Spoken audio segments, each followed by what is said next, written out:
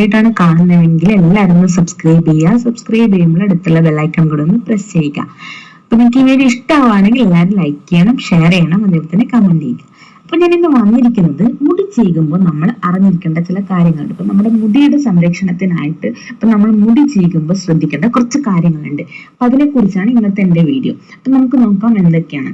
അപ്പൊ ആദ്യം വേണ്ടത് നമ്മുടെ മുടിക്ക് അനുയോജ്യമായ ഒരു ചീപ്പ് തന്നെ തിരഞ്ഞെടുക്കുക എന്നതാണ്. കാര്യം ഇപ്പൊ തടി കൊണ്ടുള്ള ചീപ്പൊക്കെ ഉണ്ടല്ലോ, മരം ഉപയോഗിച്ച് ഉണ്ടാക്കുന്ന ചീപ്പൊക്കെ ആണെങ്കിൽ കുറച്ചുകൂടെ നല്ലതാണ്. ഇനി 2, നനഞ്ഞ മുടി ഒരിക്കലും നിങ്ങൾ ചീകാൻ നിൽക്കരുത്. 3, നീണ്ട പല്ലുള്ള ചീപ്പ് ഉപയോഗിക്കുന്നതാണ് നമ്മുടെ മുടിയുടെ ആരോഗ്യത്തിന് ഏറ്റവും നല്ലത്. ഇനി 4, മുടി നന്നായിട്ട് സൗമ്യമായിട്ട് മാത്രം ചെയ്യുക. നമ്മൾ ശക്തി കൊടുത്തിട്ട് ഒരിക്കലും നമ്മൾ ചെയ്യരുത്. സൗമ്യമായി പതുക്കെ മാത്രം നമ്മൾ മുടിയെ ചെയ്യുക. 5, രാത്രി മുടി ചീകി ഒതുക്കി നമ്മൾ മൂർധാവിൽ കെട്ടിവെക്കുക.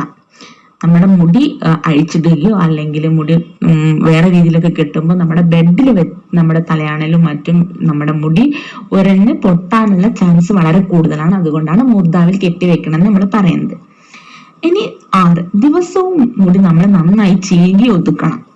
അപ്പൊ ഇനി 7, നീളമുള്ള മുടിയുള്ളവര് പിന്നെ ദിവസത്തിൽ ഒരു 3 തവണയെങ്കിലും മുടി ചീകി ഒതുക്കണം. ഇനി 8, മുടി ചീകുമ്പോൾ മുടി മുഴുവനായിട്ട് ഒരുമിച്ച് നമ്മൾ ചീകാൻ പാടില്ല. നമ്മൾ കുറച്ച് മുടി എടുത്തിട്ട് മെല്ലെ പതുക്കെ നമ്മൾ മുടി ചീകി ഒതുക്കാം.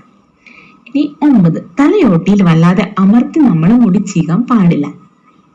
10, മൂർച്ചയേറിയ പല്ലുള്ള ചീപ്പ് ഉപയോഗിച്ച് നമ്മൾ നമ്മുടെ മുടി ചീകാൻ പാടില്ല. അപ്പൊ നമ്മുടെ മുടിയുടെ സംരക്ഷണത്തിനായിട്ട് നമ്മൾ മുടി ചീകുമ്പോൾ ശ്രദ്ധിക്കേണ്ട കുറച്ച് കാര്യങ്ങൾ മാത്രമേ ഞാൻ ഇന്നത്തെ വീഡിയോയിലൂടെ പറഞ്ഞിട്ടുള്ളൂ.